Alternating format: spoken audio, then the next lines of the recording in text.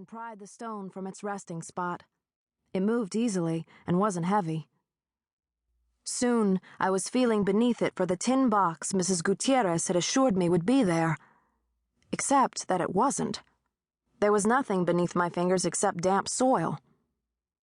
That's when I heard it, a twig snapping beneath the weight of someone nearby. I froze. I was trespassing, after all. The last thing I needed was to be dragged home by the Carmel, California cops. Again.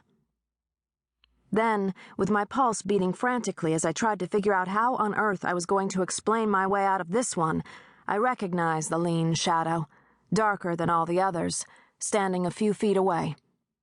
My heart continued to pound in my ears, but now for an entirely different reason. "You," I said, climbing slowly, shakily to my feet. "Hello, Suze."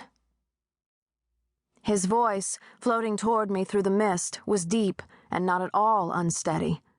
Unlike my own voice, which had an unnerving tendency to shake when he was around.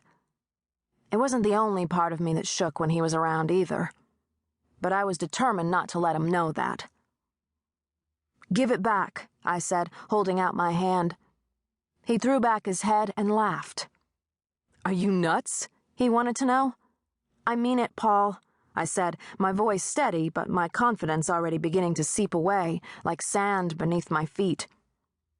"It's $2,000, Suze," he said, as if I might be unaware of that fact. 2,000. "And it belongs to Julio Gutierrez." I sounded sure of myself, even if I wasn't exactly feeling that way. "Not you." "Oh, right," Paul said, his deep voice dripping with sarcasm. "And what's Gutierrez gonna do, call the cops? He doesn't know it's missing, Suze. He never even knew it was there." "Because his grandmother died before she had a chance to tell him," I reminded him. "Then he won't notice, will he?" Despite the darkness, I could tell Paul was smiling. I could hear it in his voice. "You can't miss what you never knew you had." "Mrs. Gutierrez knows." I dropped my hand so he wouldn't see it shaking, but I couldn't disguise the growing unsteadiness in my voice as easily.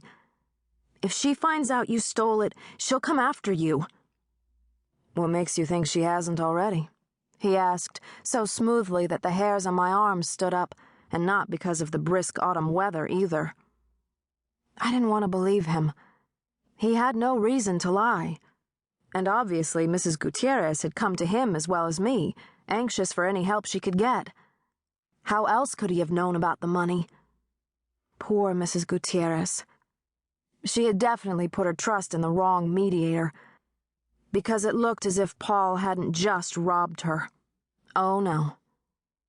But like a fool, I stood there in the middle of her backyard and called her name just in case, as loudly as I dared. I didn't want to wake the grieving family inside the modest stucco home a few yards away. "Mrs. Gutierrez?" I craned my neck, hissing the name into the darkness, trying to ignore the chill in the air and in my heart. "Mrs. Gutierrez, are you there? It's me, Suze. Mrs. Gutierrez." I wasn't all that surprised when she didn't show. I knew, of course, that he could make the undead disappear. I just never thought he'd be low enough to do it. I should have known better. A cold wind kicked up from the sea as I turned to face him.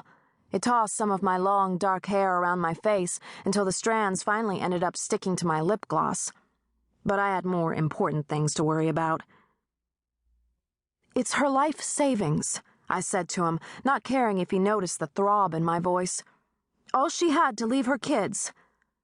Paul shrugged, his hands buried deep in the pockets of his leather jacket. "She should have put it in the bank then," he said.